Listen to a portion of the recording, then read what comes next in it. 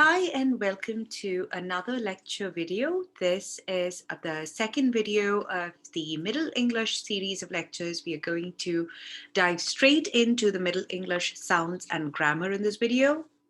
So in the last class, we saw how during the Middle English era, around 14th century, 15th century, the London variety of the different dialects of English became known as the standard form of the Middle English or the English dialects. And one of the reasons why this happened was the role that London had to play in terms of being a trade city and an economic sort of place where people could go in and out of England and other parts of the world. And we also saw how foreign words and borrowings had a huge impact of this change from Old English to Middle English. So what are some of these sound changes in Middle English? There are three main areas of changes in sounds in Middle English. One is pronunciation, the second is vocabulary, and the third is syntax. With respect to pronunciation, we start to see a lot of reduction in the inflectional endings. And this is kind of in tandem with the difference in syntax, because in syntax as well, there was a lot of loss of these kind of declensions and inflections that you see at the end. So there's a lot of grammatical patterns that kind of changed, and that kind of affected the pronunciation as well. And with vocabulary, there was a lot more French kind of borrowings that came in because of the Norman conquest, and therefore there was a loss of a lot of Old English words. In the pronunciation, the main change that happened was the unstressed syllable.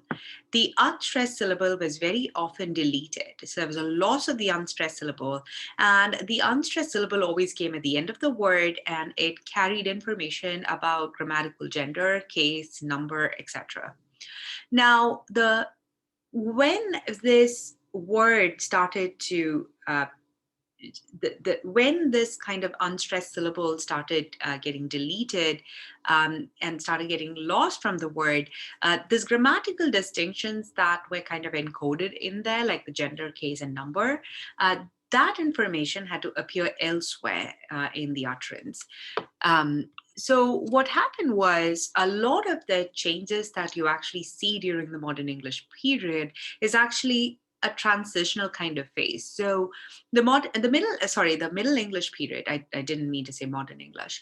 The Middle English period is really a transition between the Old English period, where you can see the words look very, very different, and the early modern English period, which looks a lot more like the English that you and I speak today. So the Middle English is really like 400, 500 years of a very transitional period. So you can see that there were a lot of variation in the rules of the language. Rules of the language kept changing, especially as the printing press came into England and books started being printed. Sometimes there was a final E that was pronounced in a word, but sometimes that final E was not pronounced. And sometimes a third person plural pronoun began with the H as it did in Old English, and then sometimes it begins with the TH as it does in modern English. So there was kind of like this flux period where a lot of these kind of language changes were observational. I also said that French played a huge role in determining the sound systems in Middle English. So what French did was that when a French word was borrowed into Middle English, the Old English word was actually replaced by the French word. So a lot of words that existed in Old English sort of started getting lost in the Middle English period. But sometimes what happened was that word was not completely deleted. It would shift its meaning from what it meant in the Old English to a new meaning in the Middle English era. And sometimes they both coexisted. So both the borrowed word and the native word would continue as synonyms. The word order also changed. This was the period in which you can kind of start to see that the SOV, subject, object, verb, word order in Old English is changing to the subject, verb, object word order. And this word order change was actually a consequence of the loss of inflections in grammar. With respect to pronunciations, the consonants that existed in Old English were p, t, k, b, d, m, n, l, r, s, th, w, and ks. And the sounds that had kind of this ambiguity in its pronunciation or writing form, they remain unchanged from Old English. So there was still a lot of ambiguity, especially towards the beginning of the Middle English era. They start to get resolved by the 14th, 15th century when the printing press started resolving a lot of this ambiguity, and then we start getting into the early modern English era. A couple of rules that happened in pronunciation and spelling was, one, there was a lot of consonant cluster simplification. So to refresh your memory from English 315, consonant cluster is when you have more than one consonant at the beginning in the onset position or in the coda position. So in this case, I've given you consonant clusters such as hl, hn, and her, and then the first H gets deleted, and then you have the L, N, and R. So you can kind of also write this as an H sort of gets deleted, right? In the environment when the H is actually in the first position of a CC, right? So you can kind of write a phonological rule like this, where you say that the H gets deleted if it's in the first position of the consonant cluster. So you have the word nutu, nut, which becomes nut, right? With the E kind of not pronounced at the end. The same thing with consonant clusters swa and twa. They get deleted, but now you can see it's the second sound that gets deleted. So you have swa and twa getting deleted to so and to, right? And the spelling with a silent W continue to occur in spelling, even though it's not pronounced. So to, sword, etc., answer, etc. In sword, it's not entirely clear because you could still say sword, right? Not sword. But it depends, I guess, on dialects. But with to and with answer, you see that the silent W kind of continued in spelling, even though it was not pronounced.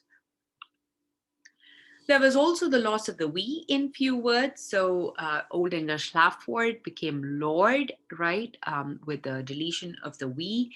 And also haste, hath, and had also had the deletion of the f, which was pronounced as the we, because that was one of the ambiguity that we earlier talked about. The Old English prefix g, that changed to E. So things like gevis in Old English became evis, which means certain in Middle English, in Modern English. And gelimpan became ilimpan to happen, etc. So the prefix ge was kind of replaced with just an e.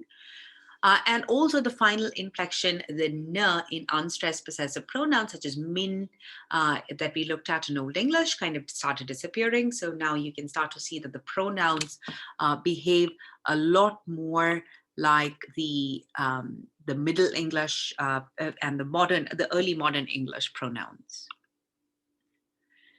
Because we started borrowing from French, we started seeing, we can start to see words that begin with the V sound in Middle English. These are words like meal, virtue, and visit.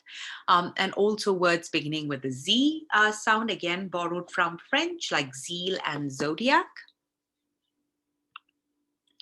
And this is the era that you start to see the arrival of the voiced fricatives. So what are the voiced fricatives?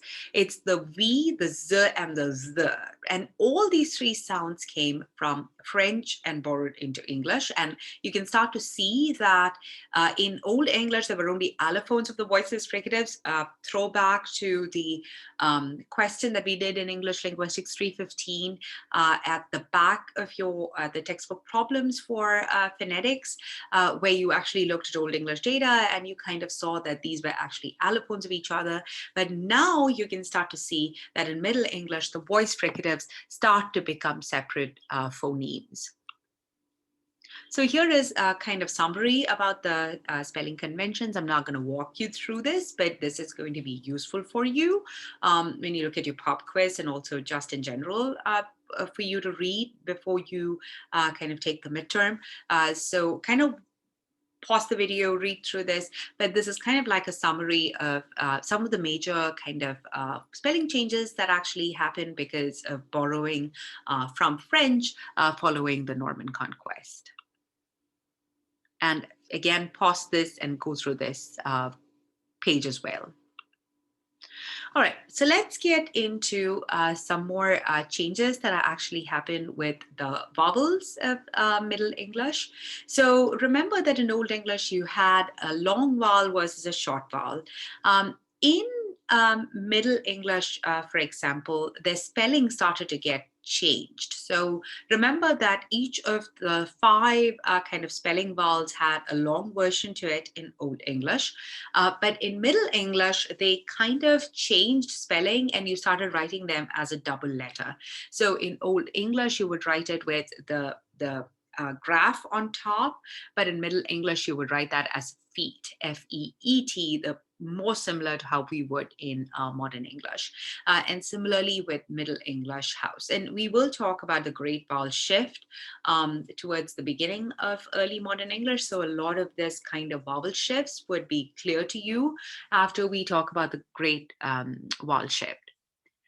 There were 2 short vowels that remain unchanged, and this was the A and the Y, the E. Digraph, and they remain the same from Old English into the Middle English era. But one of the other changes that happened was a rounding of the vowels. So a lot of Old English vowels actually became unrounded, and then some of the Old English vowels actually became rounded. So there was both unrounding and rounding that was happening at the same time. And this again had to do with all the different languages that Middle English was borrowing from. It kind of influenced this rounding and unrounding as well. There were changes in diphthongs. A lot of diphthongs actually started smoothing out and they became monophthongs. So E and U became the A and the E diphthong or monophthong, right? So it's not a diphthong anymore, it's just a pure vowel. And so did the A and the E. So 4 sounds actually stopped being diphthongs in Old English and became monophthongs in Middle English. But at the same time, there were some new diphthongs that started developing in Middle English.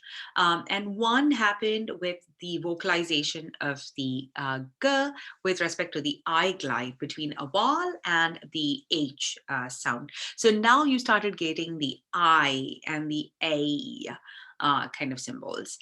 So this is what we now have in like day, way, a, right? The A kind of major diphthong that we looked at in our IPA chart, which I have made available 2 weeks ago. And so that should be able, you should have that downloaded and good to go for your midterm as well. And there was also the ow and the ow, the o, the ow kind of diphthongs that also developed during the Middle English period. And this was again with the vocalization of the G sound. And I've kind of given you the phonological rules so that you can look at that. But I'm not going to be asking you to write phonological rules in your midterm because that's for 315, but not for 317. But it's good for you to kind of understand why these changes were happening. So again, we started losing some diphthongs from Old English, but we started also developing more diphthongs in the Middle English era. And there were also 2 more diphthongs that came from French borrowings and loan words borrowed from French. And some of these diphthongs again changed in the modern English period. One of the main changes that actually happened in the vowels during the Middle English era is called as lengthening. So lengthening is this process where short vowels were lengthened before a certain phonological consonant, and this was the phonological consonant. So if the word kind of ended in M and B, like in lamb, or N and D, like in land, etc., you would see that these short vowels were actually lengthened. So lamb, right, not lamb, or land and not land. So that's the kind of change that I'm talking about. And by the end of Middle English, it was found only with these vowels, the E and the O, and the E and the U, and before these kind of phonological environments, the M and the B, and the N and the D, and before L and D. So there were changes that happened at the beginning of the Middle English era, and then towards the end of the Middle English era, it kind of became a more kind of constrained and restrained sound change. And the sounds R, E, and O were lengthened when they were in open syllables. So like bake, right, bake. So that became a long vowel because the N started getting dropped. So when you look at the phonology of Middle English, you can see that one phonological change kind of triggered another phonological change in the same environment. So that's why we talk about this change as a transitional change with a lot of kind of repercussions in different forms of, in different parts of the grammar of Middle English. Now, the opposite of the vowel lengthening was vowel shortening. So a lot of long vowels in front of consonant clusters were actually shortened. So an example that I've told you here is the word hid. In Old English, this was written with the consonant cluster d and d. And so this vowel, which was a long vowel in Old English, now became a short vowel, hid.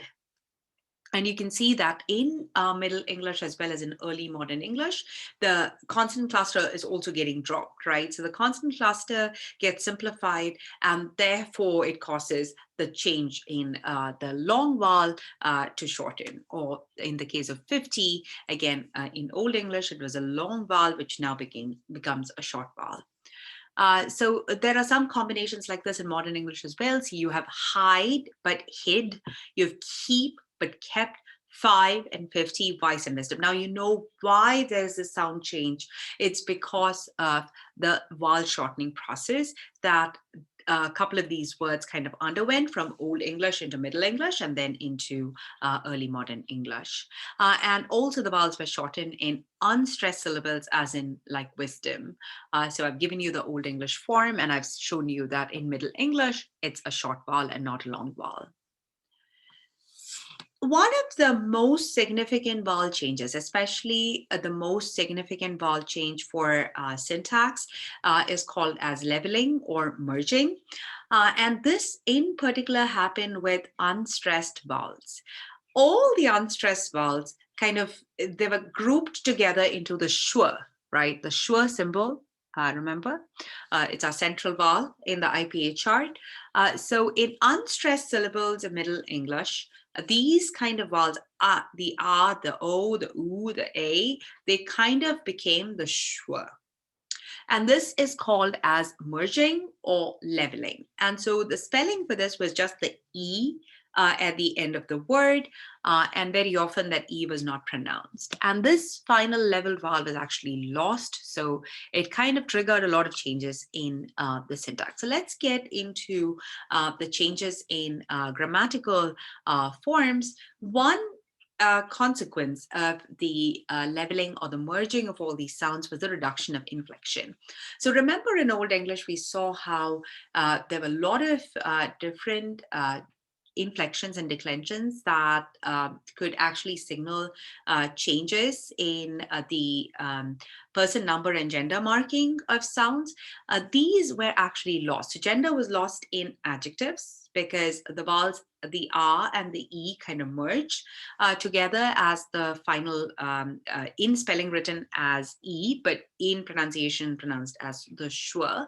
So I've given you the Old English with the agreement between the definite article as well as the gender marking in the adjective. And you can see in modern English that gets lost, and you just have the E to kind of signal the leveling and the merging of the vowels. The number distinctions were also lost. So all these different kinds of number distinctions that existed in Old English became reduced to just the E in spelling. With respect to tense marking, again, you can see that the different kind of inflections in Old English, so findan, fundon, and funden, the infinitive, the preteritive plural, and the past participle, they all merge into one single E in Middle English. So in Middle English, it becomes find and found, with the E not being pronounced at the end. And now it just becomes one form. So it doesn't have that aspect of being infinitive or a plural or a past participle anymore. And then in modern English, you see that this leveling E completely became lost, and it becomes find and found and found. Right, and that change happened because of the great vowel shift of early modern English. So this was kind of like the big change that happened. The vowels leveled in unstressed syllables, causing all these different other parts of grammar to shift as well. Now, the leveling and merging of the vowels also affected nouns, also affected the unstressed vowels in the nouns. So the big consequence in nominal marking was that the singular and the plural inflections were lost. So we did not have any more distinctions between the singular and the plural inflections in Middle English anymore. So for nouns that actually did not use the plural S marker, remember that, there was that the en kind of marker for plural as well, like in oxen, etc. But nouns were now reduced to two forms. So one was the plural genitive singular with the s, and the other one was without the s singular. So these are all the irregular plurals. So geese, geese, deer, deer, feet, feet, etc. And the plural S in Old English had only been one of the three plural endings. So remember, again, if, highly recommend keeping your textbook with you, especially your tables on the Old English, especially the ones with the plural marking, etc. So these can be found on page 65. I don't know if you can see my text right here, but if you open your PDF, since none of you have a hard copy, but if you have a hard copy, it's on page 65, and you can see Old English strong noun endings and weak noun endings, and you can kind of look at the differences. So in the plural marking, you can see for the word for the word word, the plural nominative is word, the genitive is worda, and dative is wordum, and the accusative is word. So you can see that there are different plural forms, but these started getting lost, and the S ending was devoid of case. So the plural S ending in modern English is right now devoid of case marking. So there's no nominative, accusative, genitive, etc. Now, all case distinctions were lost except for the genitive. So you still see that we use genitive in modern English as well, right?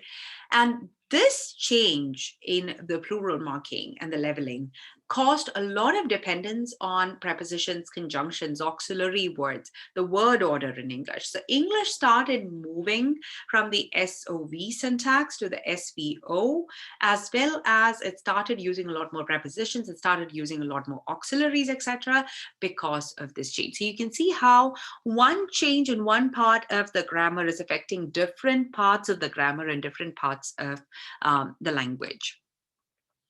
Personal pronouns, these are my favorite. As you know, personal pronouns have never lost their complexity. They still retain their complexity in the Middle English and the Modern English versions as well. So the only change that has happened from Old English to Middle English is that the dual number has been lost in a personal pronoun. Well, English lost dual number, period, right? Not just in personal pronouns, but we don't have dual number anymore. We only have singular and plural.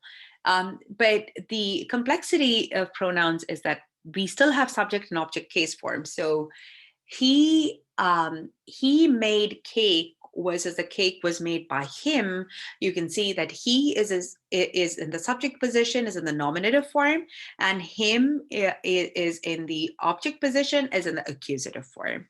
And there's a lot of dialectal variation among these forms.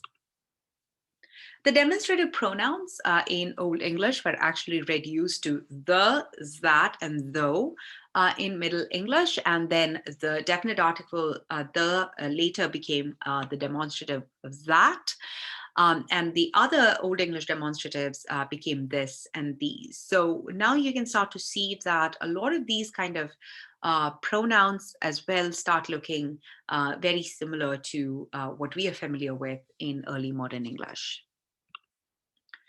The interrogative and the relative pronouns also changed to who and what, but the meaning was slightly different. The meaning of who in Middle English meant whoever, not who, like who came.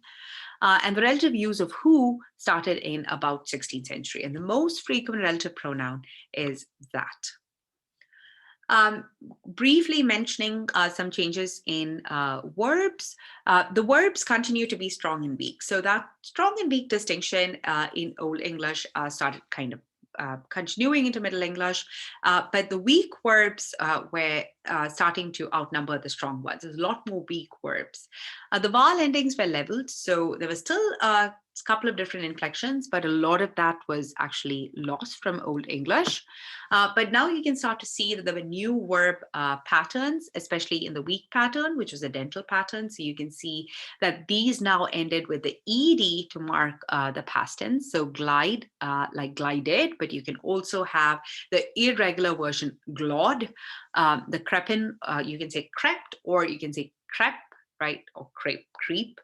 Later in early modern English, and then some of this variation actually continues in modern English. So for hang, the past tense of hang, you can either say he hung, or you can say he hanged, he was hanged. So this kind of change happened in Middle English, and that's what you see continuing on into the modern English versions.